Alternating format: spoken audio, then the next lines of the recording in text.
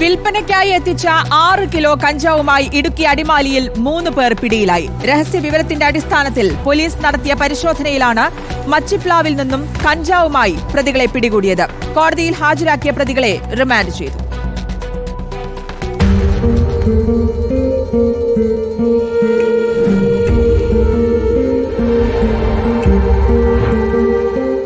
വിനോദസഞ്ചാര മേഖല ലക്ഷ്യം വെച്ച ഇടുക്കിയിലേക്ക് വൻതോതിൽ കഞ്ചാവ് വിൽപ്പനയ്ക്കായി എത്തിക്കുന്നു എന്ന വിവരത്തിന്റെ അടിസ്ഥാനത്തിൽ പോലീസും എക്സൈസും പരിശോധന ശക്തമാക്കിയിട്ടുണ്ട്.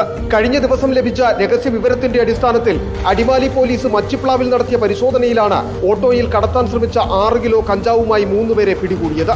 അടിമാലി പ്രിയദർശിനി കോളനി സ്വദേശി ഷമീർ, മച്ചിപ്ലാവ് വട്ടപ്പറമ്പിൽ ജെറിൻ, കോട്ടപ്പടി കണ്ടത്തിൽ ബൈജു എന്നിവരാണ് പിടിയിലായത്.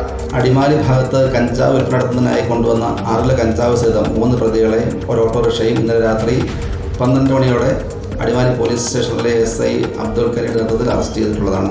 1-ാം പ്രതി ഷമീർ നിരവധി സ്വദേശിയാണ്. 2-3 പ്രതികൾ ബൈജു, ജെറിൻ എന്നിവരും അടിമാലിക്കാരാണ്. പിയാന്മാർ മുൻപും ഇത്തരത്തിലുള്ള സമാന കേസുകൾ ഉൾപ്പെട്ടിട്ടുള്ള പ്രതികളാണ്. പ്രതികളെ വിശദമായി ചോദ്യം ചെയ്ത പോലീസ് കഞ്ചാവിന്റെ ഉറവിടം കണ്ടെത്തുന്നതിനുള്ള പരിശ്രമത്തിലാണ്. SI-മാരായ KS അബ്ദുൾ ഖനി, PF Sebastian, KD Maniyan, CPO Suresh Kumar എന്നിവരുടെ നേതൃത്വത്തിലാണ് പ്രതികളെ കഞ്ചാവുമായി പിടികൂടിയത്. കോടതിയിൽ ഹാജരാക്കിയ പ്രതികളെ റിമാൻഡ് ചെയ്തു.